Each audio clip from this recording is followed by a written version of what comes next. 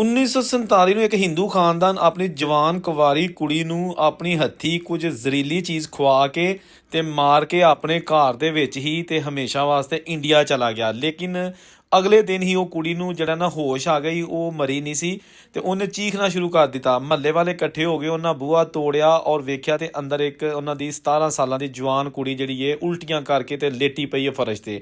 ਸਭ ਨੇ ਉਹਨੂੰ ਅੰਦਰ ਵੜ ਕੇ ਪਾਣੀ ਸ਼ਾਣੀ ਪਿਆਇਆ ਔਰ ਪੁੱਛਿਆ ਤੇ ਉਹਨਾਂ ਆਖਿਆ ਜੀ ਮੈਨੂੰ ਕੋਈ ਪਤਾ ਨਹੀਂ, ਮੇਰੇ ਮਾਂ ਪਿਓ ਨੇ ਮੈਨੂੰ ਕੁਝ ਖਵਾਇਆ ਸੀ, ਉਸ ਤੋਂ ਬਾਅਦ ਮੈਨੂੰ ਕੋਈ ਹੋਸ਼ ਨਹੀਂ ਰਹੀ।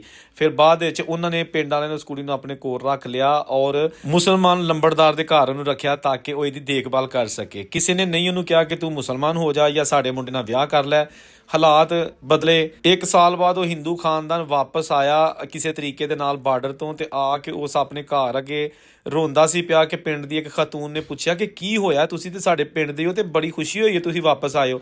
ਉਹ ਕਹਿੰਦੇ ਨੇ ਸਾਨੂੰ ਖੁਸ਼ੀ ਨਹੀਂ, ਅਸੀਂ ਤੇ ਵਾਪਸ ਆ ਗਏ ਲੇਕਿਨ ਸਾਡੀ ਕੁੜੀ ਜਿਹੜੀ ਹੈ ਨਾ ਉਹ ਇਸ ਘਰ ਦੇ ਵਿੱਚ ਜਿਹੜੀ ਹੈ ਨਾ ਉਹ ਹੁਣ ਜ਼ਿੰਦਾ ਨਹੀਂ ਹੈਗੀ। ਉਹਨੇ ਆਖਿਆ ਤੁਹਾਨੂੰ ਕਿਹਨੇ ਕਿਹਾ, ਉਹ ਤੇ ਬਚ ਗਈ ਸੀ। ਲਿਹਾਜ਼ਾ ਫਿਰ ਇਸ ਮਾਈ ਨੇ ਉਹਨਾਂ ਨੂੰ ਲੰਬੜਦਾਰ ਦੇ ਘਰ ਖੜਿਆ ਔਰ ਦੱਸਿਆ ਕਿ ਜੀ ਕੁੜੀ ਦਾ ਮਾਂ ਪਿਓ ਆਇਆ। ਲੇਕਿਨ ਕੁੜੀ ਨੇ ਆਖਿਆ ਕਿ ਮੇਰਾ ਮਾਂ ਪਿਓ ਨਹੀਂ, ਮੇਰਾ ਮਾਂ ਪਿਓ ਉਦੋਂ ਹੀ ਮਾਰ ਗਿਆ ਸੀ ਜਿੱਦਣ ਮੈਨੂੰ ਮਾਰ ਗਿਆ ਸੀ।